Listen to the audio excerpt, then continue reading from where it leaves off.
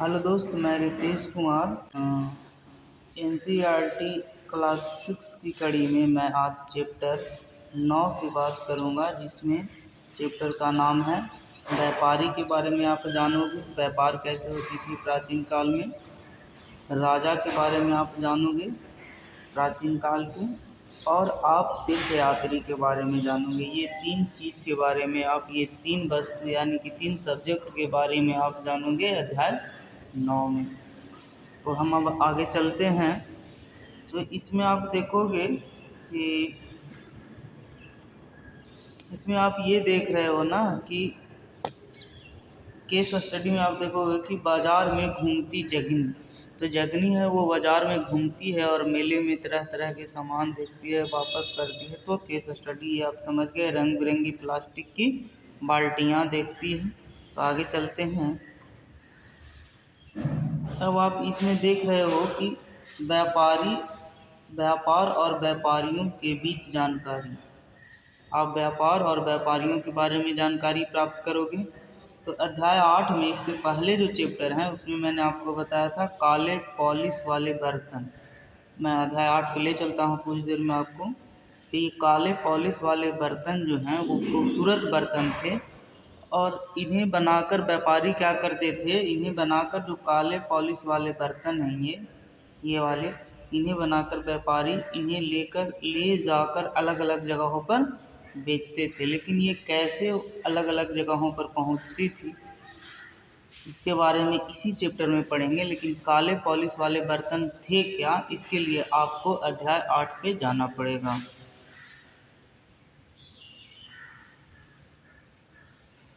8 में हमने चर्चा की है, 9 में चर्चा किया था काले पॉलिश वाले बर्तन, उसकी चर्चा अध्याय 8 में यहाँ पे मिली है। इसमें आप देख रहे हो कि एक कठोर चौक से निर्मित है, उच्च तापमान पे भट्ठों में पकती थी। अब मैं अध्याय 9 पे चलता हूँ। बर्तन आपने देखा, आपको बताया ये काले पॉलिश वाले बर्तन को व्यापारी कैसे एक दूसरे से दूसरी जगह ले जाते थे। आगे अब आपको दिखाता हूँ कि ये जो हैं दक्षिण भारत, आप दक्षिण भारत को देखोगे तो दक्षिण भारत किसके लिए प्रसिद्ध था। तो दक्षिण भारत सोना, मसाले और ख़ास तौर पर काली मिर्च के लिए प्रसिद्ध था। दक्षिण भारत जो प्रसिद्ध था वो सोना, मसाला और ख़ास तौर पर काली मिर्च के लिए प्रसिद्ध था। और काली मिर्च को कहाँ, रोमन साम्राज्य में इतनी मांग थी कि काली मिर्च को रोमन साम्राज्य में काले सोने के नाम से बुलाते थे। ठीक है, दक्षिण भारत किसके लिए प्रसिद्ध था, सोना, मसाला और ख़ास तौर पर काली मिर्च। और काली मिर्च को रोमन में क्या कहते थे, काला सोना। और ये व्यापारी इन सामानों को कैसे पहुंचाते थे, तो समुद्री और सड़क के रास्ते रोम पहुंचाते थे। उस समय प्राचीन काल में वायुयान मार्ग नहीं थी। और दक्षिण भारत में ऐसे रोमन सोने के सिक्के मिले हैं। तो इससे क्या पता चलता है कि जो रोमन सोने के सिक्के हैं वो यानी कि भारत के व्यापार और रोमन के व्यापार दोनों में घनिष्ठ संबंध थी, ये अंदाज़ा लगाया जा सकता है। ये सिक्के को देखकर, जैसे रोमन के सिक्के भारत में मिले हैं और भारत के काले पॉलिश वाले बर्तन रोम में मिले हैं, तो इससे व्यापार का बहुत अच्छा अंदाज लगाया जा सकता। व्यापार से जुड़ी एक कविता दिया है, तो ये कोई ख़ास नहीं है, बस ऐसे ही है। तो आगे चलते हैं, देखेंगे कि व्यापारी जो था वो रोमन जाता कैसे था, यानी कि विदेश जाति कैसे थी। तो रोमन जो है वो समुद्री रास्ते का खोज किया था। इसमें आप देखोगे कि रोमन है वो कई समुद्री रास्ते खोजे थे, यानी कि भारत के व्यापारी और उधर के भी व्यापारी। इनमें से कुछ समुद्र के किनारे चलते थे, कुछ समुद्र के किनारे, कुछ अरब सागर और बंगाल की खाड़ी पार करते थे। ठीक है, अभी भारत का नक्शा आपको मैं दिखाऊंगा। नाविक जो है वो मानसूनी हवा के अनुसार को चलता था। नाविक यानी कि जो व्यापारी जो नाव चलाता था वो क्या करता था, व्यापारी का जो नाव चलाता था,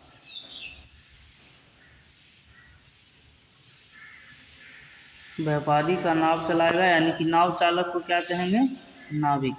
अब ये नाविक कैसे नाव चलाता था, मानसूनी हवा का फ़ायदा उठाकर। तो अब आप सोचोगे कि भारत में जो मानसूनी हवा है वो कैसी है, दक्षिण पश्चिम मानसून हवा चलता था भारत में। कैसी आज भी मानसूनी हवा कैसी चलती है भारत में, तो दक्षिण पश्चिम मानसून हवा, और भारत आने के लिए किस हवा का फ़ायदा उठाएगा नाविक? दक्षिण पश्चिम मानसून हवा का। ठीक है। इन लंबी यात्राओं के लिए मजबूत जहाज़ों का निर्माण करता था कौन? व्यापारी। और नाविक नाव को किस हवा की ओर चलाते थे? दक्षिण पश्चिम मानसून हवा। आप ये देखोगे दक्षिण पश्चिम मानसून हवा। अब आप देखोगे कि दक्षिण पश्चिम मानसून हवा के बारे में मैं आपको बताता हूँ थोड़ा सा। तो ये जो दक्षिण पश्चिम मानसून हवा है ये भारत में चलती है। कहाँ चलती है? भारत महाद्वीप में, भारत के उपमहाद्वीप में दक्षिण पश्चिम मानसून हवा। इसके कारण क्या होता है? भारत में वर्षा होती है। और ये कब से कब चलती है? जून से सितंबर तक।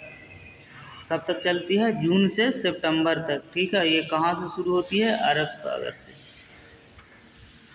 इसकी उत्पन्न कहाँ है? अरब सागर से। तो ये दक्षिण पश्चिम मानसून के बारे में आपने जाना। अब आगे चलते हैं। इसमें आप देखोगे कि समुद्री तट से लगे राज्य। तो समुद्री तट से लगे राज्य कौन कौन थे इसके बारे में आप जानो कि दक्षिण भाग में बड़ा तटीय प्रदेश है। दक्षिण भाग में, दक्षिण यानी कि भारत की दक्षिण में तटीय प्रदेश है। ये भी मैं दिखाता हूँ आपको मैप में। इनमें बहुत से पठार, पर्वत और नदी के मैदान हैं। सही है। नदियों के मैदानी इलाकों में कावेरी मैदान। अब आप देखना कि दक्षिण में, जैसे उत्तर में, उत्तर भारत में क्या होती है? उत्तर भारत का सबसे उपजाऊ मैदान कौन है? गंगा यमुना का। गंगा एंड यमुना। गंगा एंड यमुना का। गंगा यमुना का द्वाब।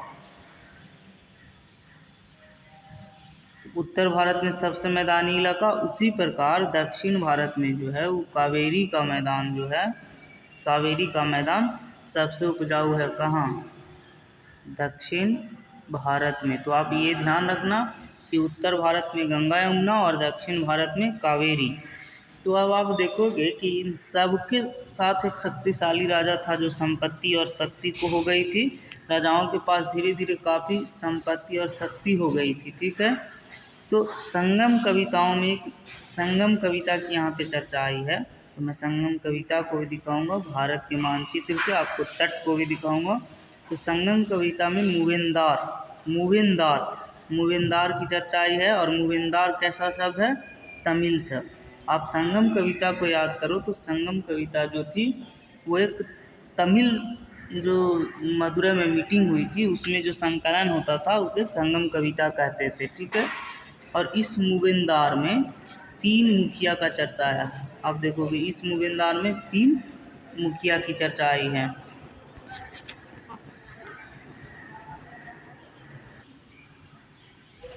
ये मैं आपको अब संगम कविता के बारे में बताता हूँ। जो तमिल शब्द थे मूवेंदार। आप देखोगे कि तमिल की, यहाँ से देखो आप, तमिल की प्राचीनतम रचनाओं को संगम साहित्य कहते हैं। और इनकी रचना, संगम साहित्य की रचना 2300 साल पहले। इन्होंने संगम इसलिए कहा जाता है क्योंकि मदुरै, ये मदुरै लिखा हुआ है, कवियों के सम्मेलन में इनका संकलन किया गया था। और गांव में रहने वाले जिन तमिल नामों का उल्लेख यहाँ किया गया है वे संगम साहित्य में पाए जाते हैं। तो इसमें नामों का भी उल्लेख हुआ है संगम साहित्य में। जब हम आपको भारत की नक्शा पे ले चलते हैं, दक्षिण भारत में बता रहा था कि मैदान है। तो उसमें अगर आप देखोगे तो ये देख लो कि दक्षिण भारत में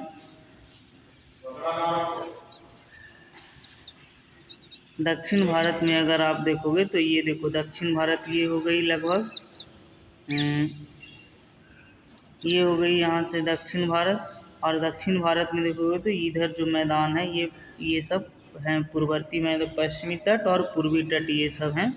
ये पूर्वी तट और ये पश्चिमी तट ऐसे आ गए। तो इसमें कोंकण तट देखोगे, कल्चर तट, गोवा, मंगोल, ये सब ये बहुत आगे की बातें हैं। तो अब आगे चलते हैं आपसे।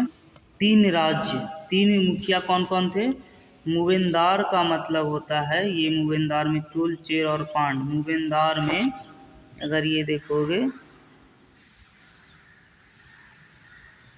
मूवेंदार, तो ये मूवेंदार में चोल, चेर, पांड की चर्चा की गई है। और आपको हम ये भी अभी बताए थे कि 2300 साल पहले संगम संगम कविता यानी कि तमिल कविताएं की रचना हुई थी 2300 साल पहले।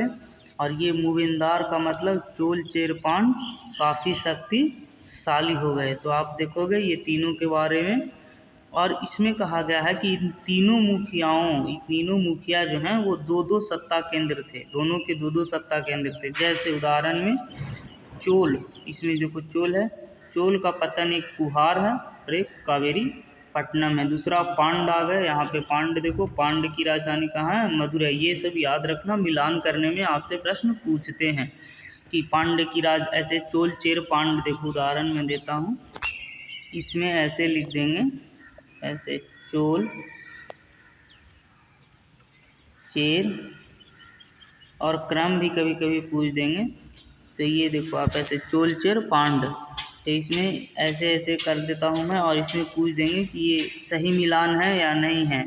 तो पांड में आपकी राजधानी, चोल में कर देंगे मदुरै, या कभी मिलाने के लिए दे देंगे। तो ऐसे कर करके आपसे प्रश्न पूछते हैं और फिर बोलेंगे कि ए और बी दोनों सही है, ए बी सी तीनों सही है, केवल ए सही है, केवल बी सही है, केवल सी सही है।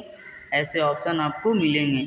तो अब आप देखो इसमें, यहाँ पर तक आपने देखा, अब आप आगे देखोगे, यहाँ भी आपने देख ली। ये मुखिया लोगों से नियमित कर नहीं लेते थे, नियमित कर लेते थे, लेकिन कैसे नहीं लेते थे, नियमित कर नहीं, कर न लेने के बजाय क्या करते थे, उपहार की मांग करते थे। इसका मतलब नियमित नहीं लेते थे, इसका मतलब क्या था कि कभी कभी कर लेते थे। तो ये कभी कभी कर कब लेते थे, ये कभी कभी सैनिक अभियान पर निकल पड़ते थे और आसपास के इलाकों से शुल्क वसूला करते थे।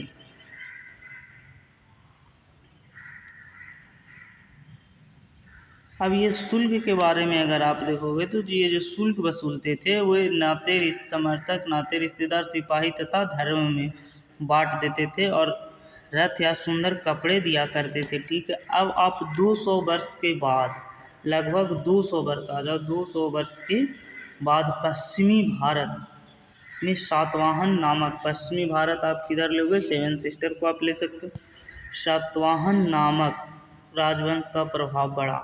अब आप 200 वर्ष बाद किसे पढ़ोगे, सातवाहन को, सातवाहन वंश को आप पढ़ रहे हो, ध्यान देना। अब राजा के बारे में आप किसके बारे में पढ़ोगे, सातवाहन। सातवाहनों का सबसे प्रमुख राजा कौन था, गौतमी पुत्र सातकर्णी। सबसे प्रमुख राजा कौन था, गौतमी पुत्र सातकर्णी। उसके बारे में हमें उसकी माँ यानी कि सातकर्णी की माँ कौन है, गौतमी बलश्री। गौतमी बलश्री क्या किए हैं, एक अभिलेख दिए हैं, और उस अभिलेख से जो पता चलता है उसके बारे में नीचे बताता हूँ। गौतमी बलश्री जो अभिलेख दिए हैं, ये अभिलेख, इस अभिलेख में कहा गया कि सातवाहन शासक दक्षिणापथ के स्वामी कहे जाते थे। ये आप एकदम इम्पोर्टेंट रखना कि सातवाहन शासक दक्षिणापथ के स्वामी कहे जाते थे। और दक्षिणापथ का शाब्दिक अर्थ आप देखोगे, दक्षिण की ओर जाने वाला रास्ता होता था। लेकिन ये पूरे दक्षिण क्षेत्र से परिचित है, और सातकर्णी पूर्व पश्चिम सभी जगह लगभग सेनाएं रखते थे। अब मैं आपको रेशम मार्ग की कहानी पे ले चलता हूँ। आप देखोगे रेशम मार्ग की कहानी, तो रेशम बनाने का आप सीधी इसमें ये देखो कि रेशम जो बनती थी वो बहुत अच्छी कपड़ा थी, बहुत मुलायम थी, पहनने में आरामदायक थी। और रेशम बनाने की जो ये विधि बता रहा है, ये 7000 साल पहले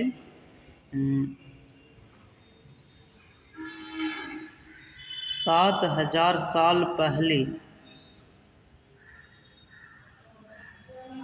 7000 साल पहले क्या किया था, चीन सबसे पहले बनाया था। ठीक है, और ये 200 साल तक छुपा के रखा था लोगों से। तो आगे अब देखते हैं आपको। अब देखो ये जो मैं बता रहा था कि 7000 साल पहले, ये मैं आपको बताया 7000 साल पहले करीब चीन बनाना शुरू किया था, सबसे पहले आविष्कार किया था। और ये रेशम मार्ग जिस रास्ते से लोगों को ले जा के देते थे व्यापारी, उस मार्ग को रेशम मार्ग यानी कि सिल्क रूट, रेशम को इंग्लिश में बोलते हैं सिल्क रूट से इन लोगों ने पहुंचाया। यानी कि जिस रास्ते से जाता था उसे सिल्क रूट कहते थे। और कभी कभी उपहार के तौर पर रेशमी कपड़े भेजते थे। कौन? चीन। किसे? ईरान और पश्चिम एशिया के शासक को। और यहाँ के रेशम के बारे में जानकारी और भी फैल गई। तो 2000 साल पहले आप देखोगे कि रोम शासकों और धनी के बीच फैशन हो गया। जैसे अभी जो फैशन है जीन्स पहनना, और इसके पहले जो थी वो कुछ और पहनने की फैशन थी। तो अभी जो फैशन है वो जीन्स पहनने का फैशन था। तो वैसे ही 2000 साल पहले कहाँ फैशन बनी? रोम में, पश्चिम। ये देखो पश्चिम की ओर कौन है? रोम में फैशन बन गया एकदम रेशम कपड़े को पहनना। सिल्क रूट यानी कि रेशम ले जाने के मार्ग पर नियंत्रण करने वाला जो पहला शासक था वो सबसे प्रसिद्ध शासक था। कौन? कुषाण सबसे प्रसिद्ध शासक था। ठीक है। और कुषाण के समय में क्या हुआ कि पेशेवर और मथुरा, इनके दो मुख्य शक्तिशाली केंद्र कौन है कुषाण के? मथुरा और पेशावर। ठीक है। और एक तक्षशिला।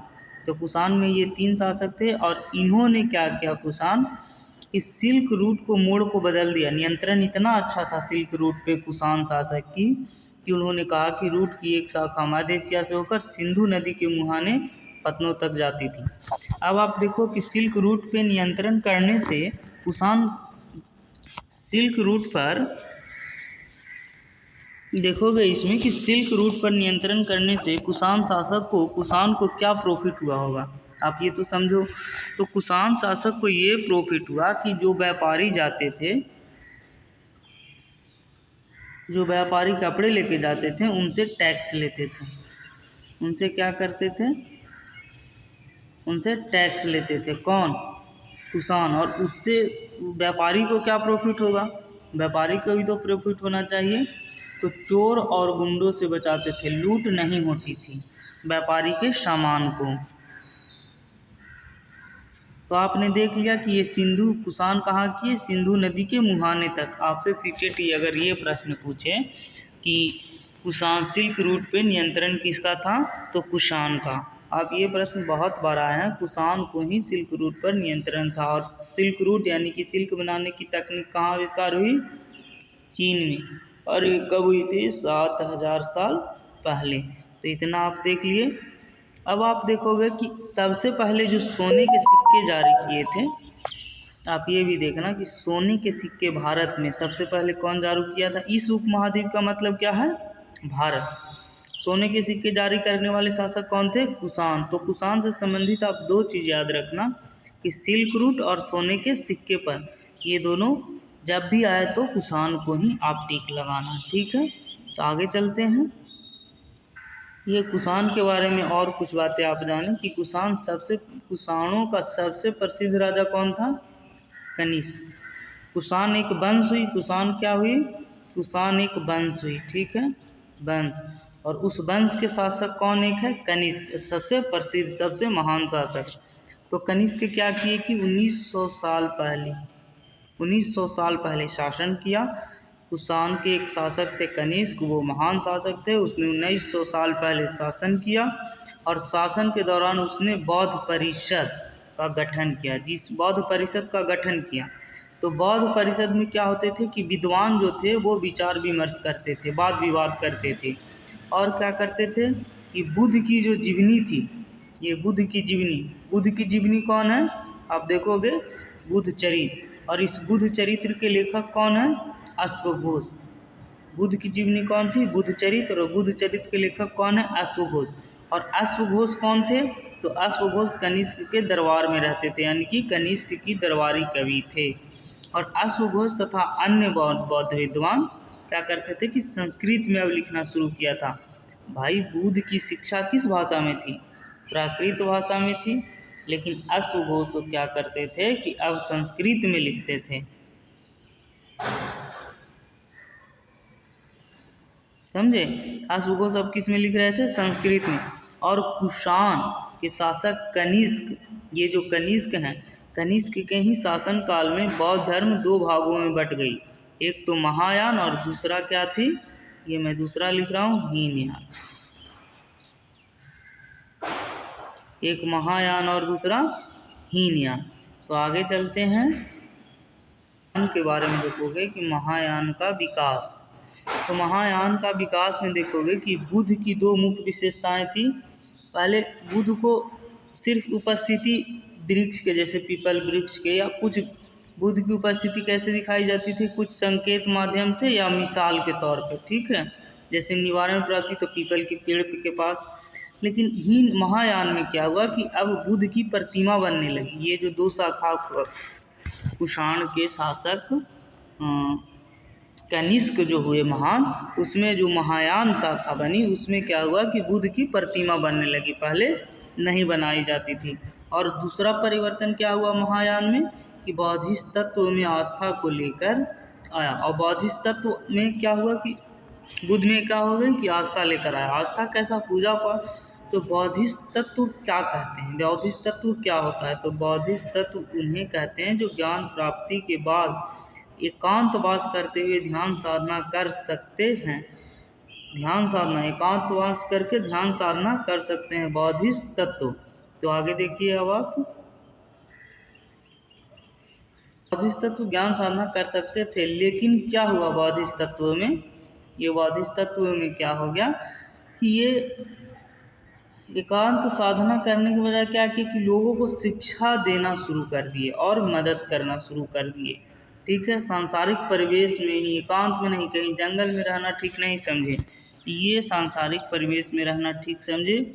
और धीरे धीरे जो बौद्धिस्ट तत्व था, बौद्धिस्ट तत्व वो पूजा, बौद्धिस्ट तत्व की पूजा काफ़ी लोकप्रिय हो गई, ठीक है। बौद्धिस्ट तत्व की पूजा क्या हो गई, काफ़ी लोकप्रिय। और ये बौद्धिस्ट तत्व क्या हैं, तो बौद्धिस्ट तत्व के बारे में अगर आप जानोगे तो ये बौद्धिस्ट तत्व सांसारिक परिवेश में रहकर लोगों की मदद करने लगे और शिक्षा देने लगे लोगों को। धर्म का प्रचार प्रसार पश्चिमी और दक्षिणी भारत में हुआ। बौद्ध धर्म को अगर देखोगे तो पश्चिम और दक्षिण में हुआ। तो पश्चिम में, दक्षिण में क्या देखोगे, दक्षिण पश्चिम में श्रीलंका हो जाएगी। और उस जगह पे रहने के लिए क्या हुए कि बौद्ध भिक्षुओं के रहने के लिए पहाड़ों में दर्जन गुफाएं खोदी जाने लगी। कहाँ, ये पश्चिम और दक्षिण भारत में, ठीक है। तो अगले प्रश्न पे अगले पॉइंट पे चलते हैं।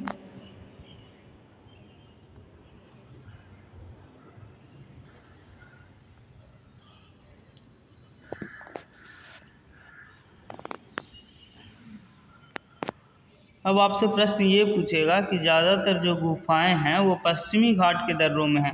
तो कथन कारक में सीटेट आपसे प्रश्न ऐसे पूछती है कि बौद्ध धर्म के प्रचार प्रसार के लिए निकले जो भिक्षु थे वो दक्षिण पश्चिम में गए, और कारण में दे देगी कि ज़्यादातर गुफाएं उनको ठहरने के लिए पश्चिमी घाट के दर्रों के पास बनाई गई थी या पूर्वी घाट के दर्रों के पास। तो आप अगर देखना उस अनुसार से तो आप लगाना ए आर सही है, ए आर की व्याख्या करता है या व्याख्या नहीं करता है। ये जो मूर्ति है वो मथुरा में बनी भगवान बुद्ध की मूर्ति है। बौद्ध धर्म में एक थेरवाद का भी आरंभ हुआ था। ये थेरवाद आप याद रखना, थेरवाद पूछ देता है कि किस धर्म से संबंधित है, तो थेरवाद बौद्ध धर्म से संबंधित है। अब हम आपको ले चलते हैं अगले पॉइंट पे।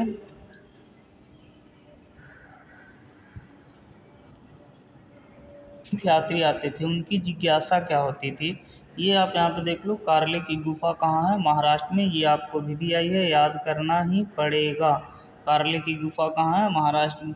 अब तीर्थयात्री की जिज्ञासा क्यों होती थी यहाँ आने की, तो तीर्थयात्री क्या करते थे कि व्यापारियों के काफिले में तथा जहाज़ों पर दूर दूर जाया करते थे। अब भारत में जो तीर्थयात्री आए वो उसकी भी मैं चर्चा करूँगा। और तीर्थयात्री में कौन कौन होते थे ये देखो आप। तीर्थयात्री से प्रश्न आते हैं। तीर्थयात्री में स्त्री, ऐसे पूछ देगा तीर्थयात्री में कौन कौन सम्मिलित थे, तो वो पूछ देगा केवल स्त्री, केवल पुरुष, स्त्री और पुरुष दोनों, केवल व्यापारी। तो इसका आंसर आपको लगाना है स्त्री और पुरुष दोनों। तो तीर्थयात्री में कौन थे, स्त्री और पुरुष दोनों होते थे। और जो प्रार्थना के लिए पवित्र स्थलों की यात्रा किया करते थे। तीर्थयात्री का मतलब क्या है, प्रार्थना के लिए पवित्र स्थलों की यात्रा करते थे।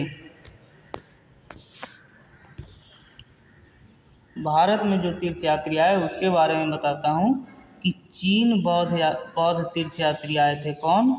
फासियन। कब आए थे? 1600 में। और एक दूसरी, ये तो पहली आ गए, और दूसरी आए थे श्वेन तशांग। ये कब आए थे? 1400 ईस्वी में, 1400 साल पहले। ठीक है। और उसके बाद एक और आए थे इतिसंग। इतिसंग कब आए थे? करीबन 50 साल बाद। ये 14 तो 1350 साल पहले। ये तीसरे हो गए। तो 3 चीनी यात्री कहाँ आए थे? भारत में। फासियन 1600 साल पहले, श्वेन तशांग 1400 साल, और उसके बाद इतिसंग आए थे। और ये सब कैसे आए थे? जीवन से जुड़ी जहाज़ों के प्रसिद्ध बौद्ध मठ को देखने के लिए भारत आए थे। ये कब आए थे? प्रसिद्ध बौद्ध मठ को देखने के लिए भारत आए थे। अब आप देखोगे कि तीर्थ यात्री अपनी यात्रा का वर्णन कैसे किए थे, उनके बारे में मैं आपको बताता हूँ। तो जिन देशों और मठों को उन्होंने देखा उनके बारे में उन्होंने लिखा, और उन किताबों के बारे में भी उन्होंने लिखा जिन्हें वे अपने साथ ले गए थे। आगे देखते हैं। फासियन 1600 ईस्वी, 1600 साल पहले जो आए थे, वो लिखते हैं कि वो अपनी लौटने की यात्रा बंगाल से शुरू किए, और बीच में समुद्री तूफान आई, जिसके कारण से व्यापारी जो था ये समुद्री तूफान में फंस गए थे। और व्यापारी जो था वो सारा सामान फेंक दिया था, और फेंक दिया तो इसने भी अपनी सारी सामान फेंक दी, बशर्ते पांडुलिपि और बुद्ध की मूर्ति को ये रखे थे। उसके बाद इन्होंने कुछ दिन आंधी तूफान रुकने के बाद इन्हें समुद्र असीम है, मतलब कोई पता ही नहीं है कि समुद्र में कहाँ से चला जाए, तो जावा पहुँचे। ये कब पहुँचे? 90 दिन में बाद जावा पहुँचे, और वहाँ 5 महीने तक रहे, और उसके बाद फिर आगे की यात्रा तय की। अब दूसरी यात्री कौन आई थी? श्वेन तशांग। ये 1400 साल पहले आए थे, और ये वापस कैसे लौटे? भूमार्ग से। आप देखो, पहला जो आया था फासियन, वो जल मार्ग से लौटा, ये जल मार्ग से लौटा।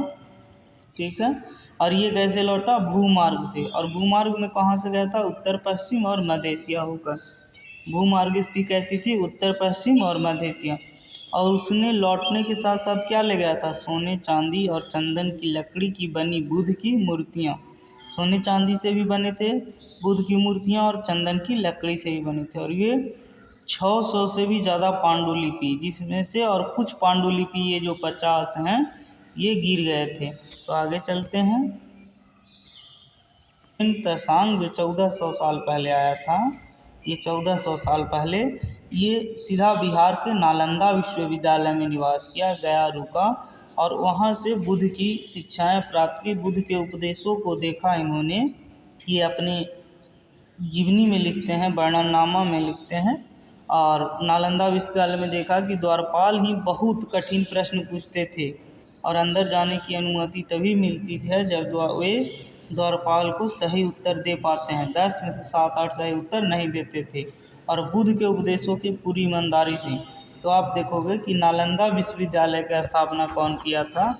आपको मैं पहले बताया था कि गुप्त वंश।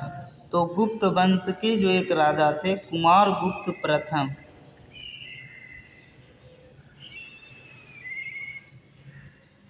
ये कुमार गुप्त प्रथम नालंदा विश्वविद्यालय की स्थापना किए थे।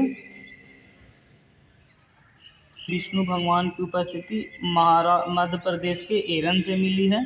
तो अब आप इसमें भक्ति देखोगे तो देवी देवताओं की पूजा भक्ति परंपरा के माध्यम से की जाती थी, और भक्ति उस समय काफ़ी लोकप्रिय हो गया था। ठीक है। और भक्ति ये सबसे इम्पोर्टेंट है, ये वाली VVI ये है कि भक्ति मार्ग की चर्चा कहाँ मिला था? भगवत गीता से। और भगवत गीता में श्री कृष्ण अर्जुन को उपदेश दे रहे थे, और ये भगवत गीता किससे संबंधित है? महाभारत से। अब इस भक्ति मार्ग में आप देखोगे कि आडंबर के साथ लोग पूजा नहीं करते थे, ईश्वर के प्रति लगन और व्यक्तिगत पूजा पर जोर दिए थे। आप देखोगे तो भक्ति में भज शब्द है, और भज का अर्थ क्या होता है? विभाजित करना या हिस्सेदारी होता है। ठीक है। और भक्ति इसका अर्थ क्या है? इसका अर्थ यह है कि भक्ति भगवान और भक्त के बीच परस्पर एक अंतर संबंध है। आप समझे भक्ति के बारे में?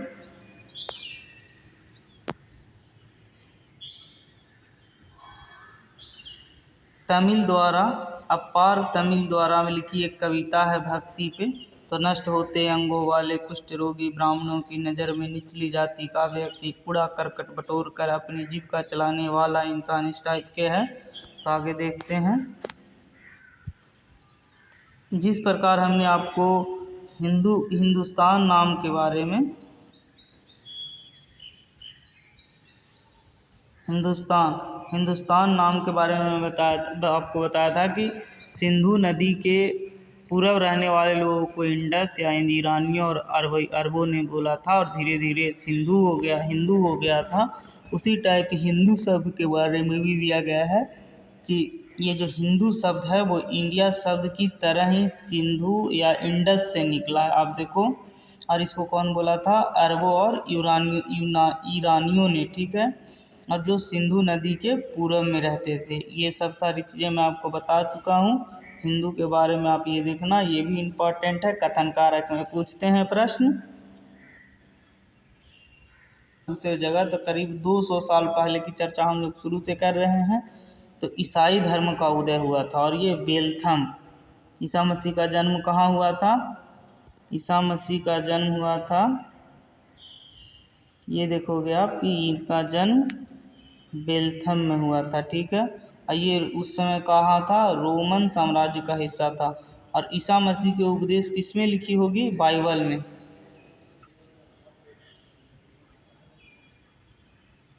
ईसा मसीह के उपदेश कहाँ लिखी होती है? बाइबल में। ये देखो बाइबल, ईसाई धर्म का एक ग्रंथ है बाइबल, और उसका इस बाइबल का एक अंश, ये सब उसकी कामनाएं पूरी होगी जो दयालु होगा। और ईसा मसीह क्या उपदेश देते थे? ईसा मसीह ने स्वयं को इस संसार का उद्धारक बताया, और उन्होंने दूसरों को प्यार करने और उसी तरह दूसरों पर विश्वास करने का उपदेश देते थे। व्यापारी के बारे में आपको बताया कि वो कैसे समुद्री और सड़क से व्यापार करते थे। मूवेंदार चोल चेरपांड के बारे में बताया, रास्ता बताया या मार्ग, रेशम मार्ग बताया आपको। कुषाण के बारे में बताया कि सोने के सिक्के प्रथम, और सिल्क रूट पे नियंत्रण, ये बौद्ध धर्म की एक शाखा थी। महायान, जिसमें मूर्ति बनने लगी। बौद्ध तत्व भी उन्हीं में था, लोगों के बीच रहकर शिक्षा देते थे, मदद करते थे। थेरवाद प्रचार प्रसार है बौद्ध धर्म के। तीर्थयात्री आपने देखा, 3 तीर्थयात्री भारत आए चीन से। भक्ति परंपरा आपने देखी। तो अब मैं आगे देखता हूँ। ये देखो कुछ तिथि में आपने देखा रेशम मार्ग बनाने की कला चीन, चोल चेरपांड 2300 साल, तमिल मूवेंदार, इसमें मूवेंदार आप देखना, मूवेंदार। उसके बाद रोमन साम्राज्य में रेशम, कुषाण शासक का नियंत्रण। आगे देखो यहाँ तक। अब ये कनिष्क के बारे में है कि कुषाण शासक कनिष्क 1900 साल पहले राज किया। अब यात्री आए थे फासियन 1600 और स्वयंतांग 1400, और एक आए थे इतिसंग 50 साल बाद, 50 साल। अब प्रश्न उत्तर लगा लेते हैं।